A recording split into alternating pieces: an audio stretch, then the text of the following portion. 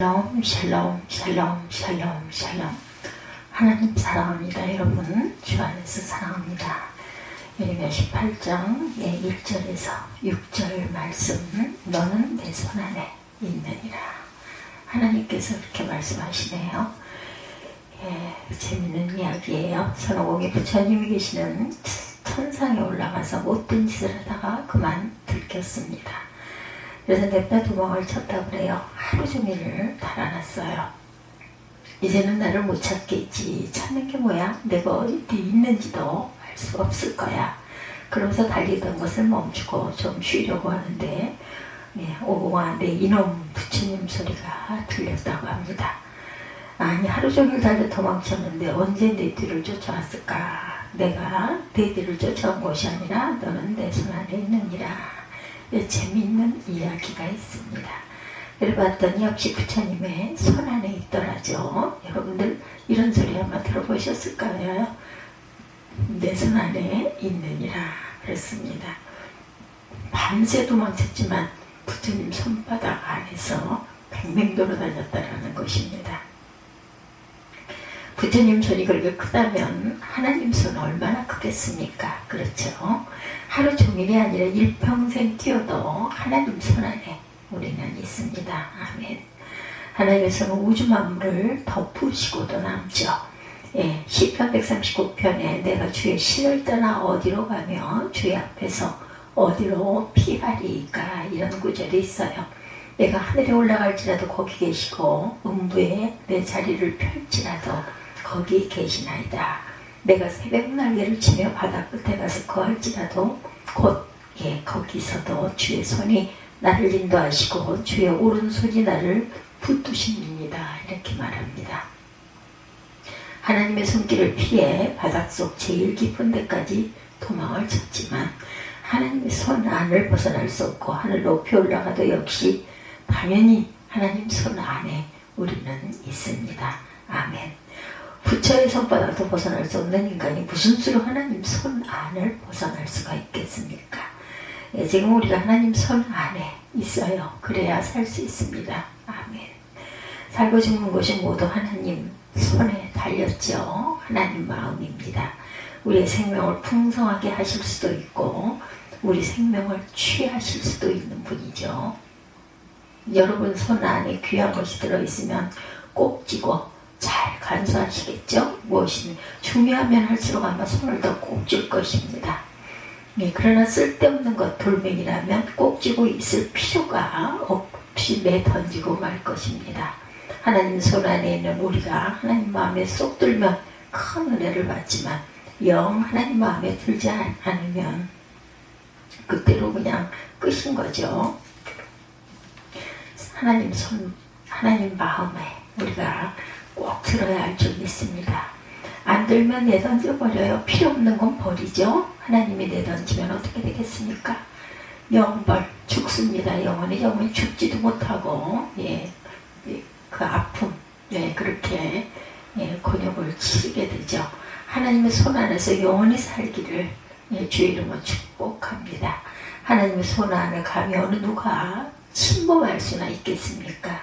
하나님 손 안에는 도둑도 없고 좀도 없고 사단도 얼씬도 못합니다.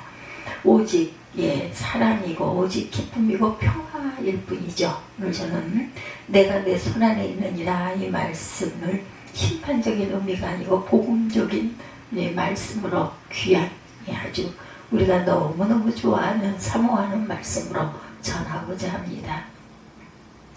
여러분 옹기 만드는 곳에 가보셨죠? 저도 몇 번 가봤습니다.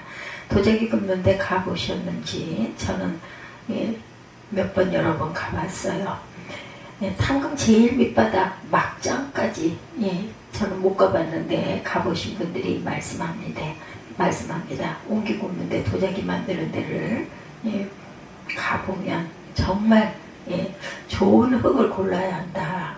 황토 흙이라야 한다 그래요. 정말 흙이 좋아야 합니다. 재료가 기본 재료가 좋아야 되겠죠. 그리고 그 흙을 지륵으로 잘 이기고 그리고 녹노라고 해서 빙빙 돌아가는 영화 같은 데서도 보셨죠? 원반에 그 진흙을 올려놓고 자기가 원하는 모양을 만들어요. 예쁘게 잘 만들어야 되겠죠. 그리고 말립니다. 모양이 마음에 들지 않으면 다시 만들죠. 부숴버리고 마음에 들어서 말린 것 중에도 마르면서 금이 간 것이란 뜻이고 금이 난 것이 있으면 깨뜨려 버립니다. 그리고 가마솥에 넣고 굽죠. 잘못 구워진 것이라든가 굽는 과정에서 또 흠이 생긴 것은 아까워하지 않고 깨뜨려 버려요. 잘 구워진 것 마음에 드는 것만 유약을 바르고 광이 나게 합니다. 본문에 하나님은 에르미야 선지자들은 토기장이 집으로 가보라 말합니다. 토기장이가 아니고 진흙으로 옹기나 그릇을 만드는 곳에 가보라 그러죠. 가봤더니 역시 그릇을 만드는 사람이 진흙으로 그릇을 빚으면서 마음에 들지 않으면 뭉개버리고 힘들게 만들어 말리고 그리고 굽고 나서도 마음에 들지 않으면 아까워하지 않고 깨뜨려 버리는 것을 봤어요. 그러나 잘 만들어진 것은 손바닥에 올려놓고 이리저리 보면서 대단히 기뻐하는 모습을 봅니다. 토기장이가 마음에 드는 좋은 그릇을 만들기 위해서는 첫째, 흙을 잘 골라야 돼요. 4절의 진흙은 그냥 흔한 흙이 아니라 황토흙에서 못 쓸 것들을 골라내고 물을 적당히 붓고 잘 익인 점토를 말하죠. 하나님께서는 이미 여러분들을 택하셨고 우리는 택함을 받았습니다. 이미 점토가 되신 거죠. 3절에 잘 익어진 그릇을 높낮이에 놓고 돌리면서 모양을 빚는다 이렇게 말씀해요.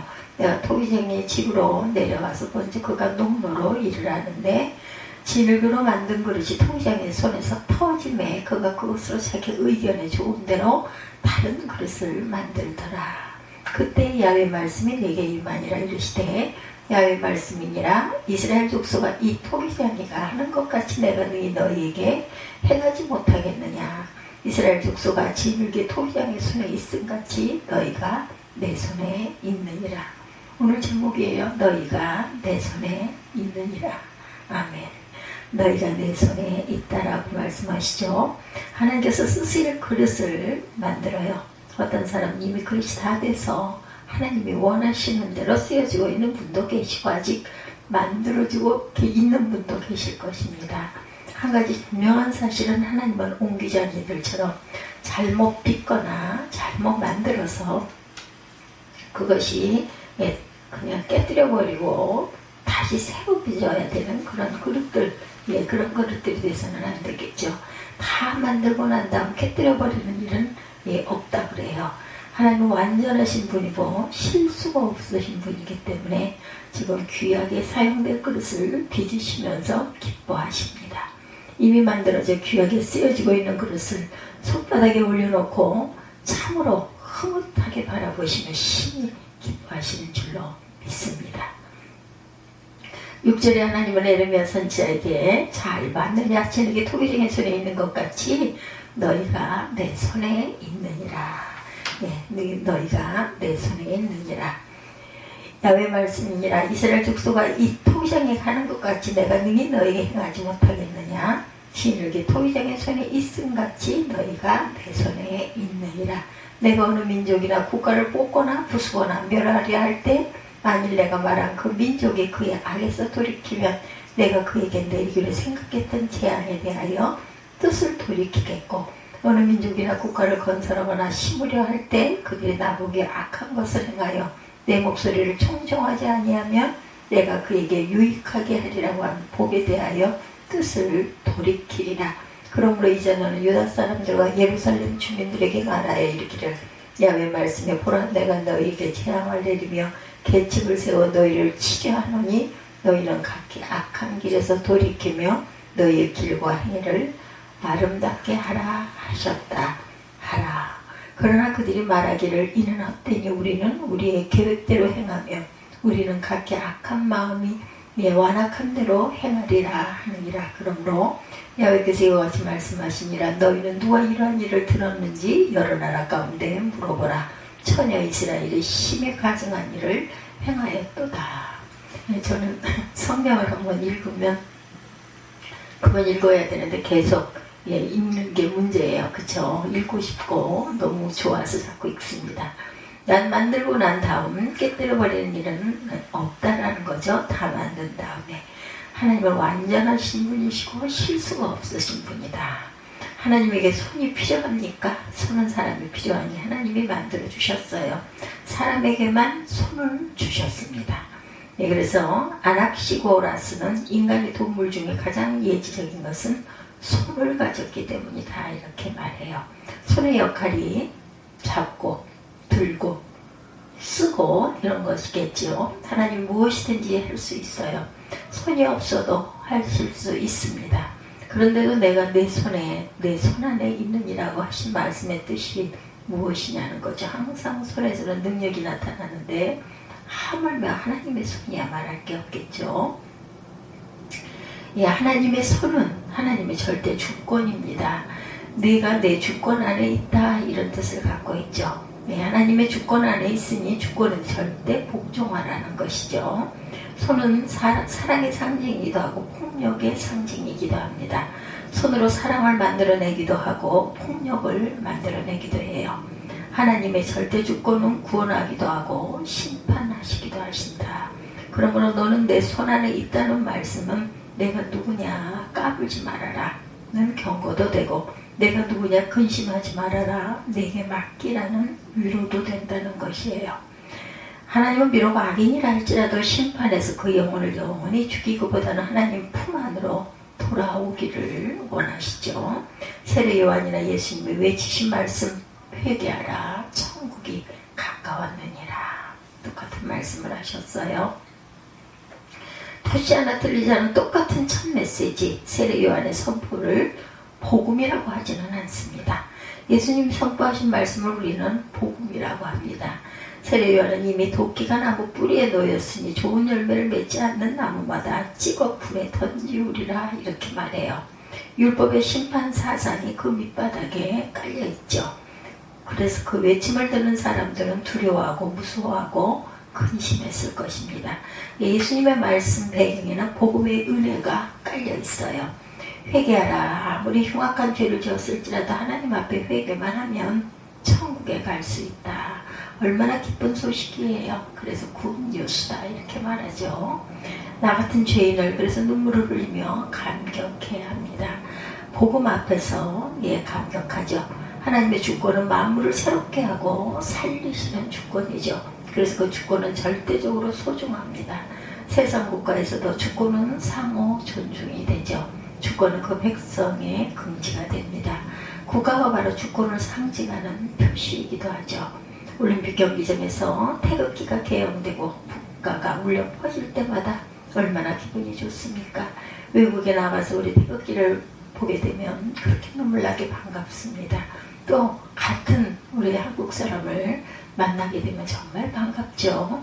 이 세계에서 자기네 나라 깃발에 대해서 가장 큰 긍지를 가지고 있는 사람은 미국 사람들일 겁니다. 아주 다양한 종족들로 만들어진 합중국이지만 미국이라는 긍지가 대단하죠. 미국은 어느 도시든 어느 마을이든 큰 대형 성조기가 곳곳에 나부낍니다. 미국 어민들이 제일 싫어하는 말이 깜둥이라는 말이라고 그러죠. 아주 모욕적인 언어라 그래요. 한국 사람들이 하도 깜둥이 해놔서 깜둥이라는 말을 알아듣는다고 하네요. 생각 없이 깜둥이라고 했다가는 큰 봉변을 당할 수도 있습니다. 미국 흑인들이 제일 좋아하는 말은 아프리카 아메리칸이라고 그래요. 마치 한국계 미국인이듯 아프리카 출신 미국인이라고 하면 대단히 좋아합니다. 국가는 주권 상징이에요. 국가는 주권 상징. 태극기는 대한민국의 주권을 상징하는 것이고 성조기는 미국의 주권을 상징합니다. 그렇다면 하나님의 주권, 하늘나라의 주권 표시는 과연 무엇인가? 십자가. 그렇죠. 예수 그리스도의 십자가이죠. 예수가 달린 십자가. 그러므로 십자가가 없으면 하나님의 절대 주권 표시가 안 되는 것이죠. 하나님의 이름으로 행해지는 모든 것은 반드시 그리스도의 십자가가 나타나야 합니다. 우리 천국 시민들은 천국의 주권인 그리스도의 십자가를 사랑해야 되죠.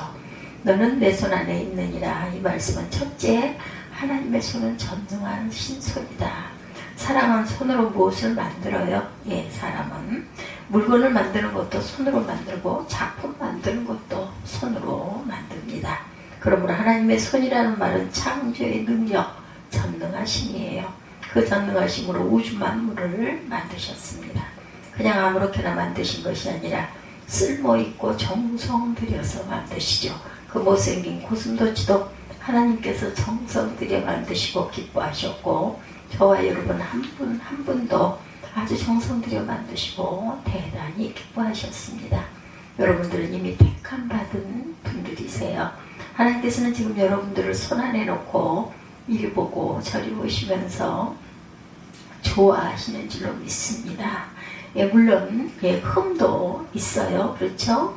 예, 금이 좀 가기도 했습니다. 더러워지기도 했고 주름이 좀 지기도 했어요. 그래도 하나님께서는 여러분들을 사랑하시고 그런 것을 다 힘을 써도 택하셨다라는 것, 완전해서 택하신 것이 아니죠. 이미 에덴 동산에서 쫓겨나면서부터 인간은 흠투성이고 더럽고 추하게 되었어요. 그런 가운데 우리를 택하셨고 매일매일 우리 주님 그리스도의 피로 닦으시며 흠집을 도말하고 계시는 하나님이십니다. 그래서 은혜가 되는 줄로 믿습니다. 너는 내 손에 있느니라.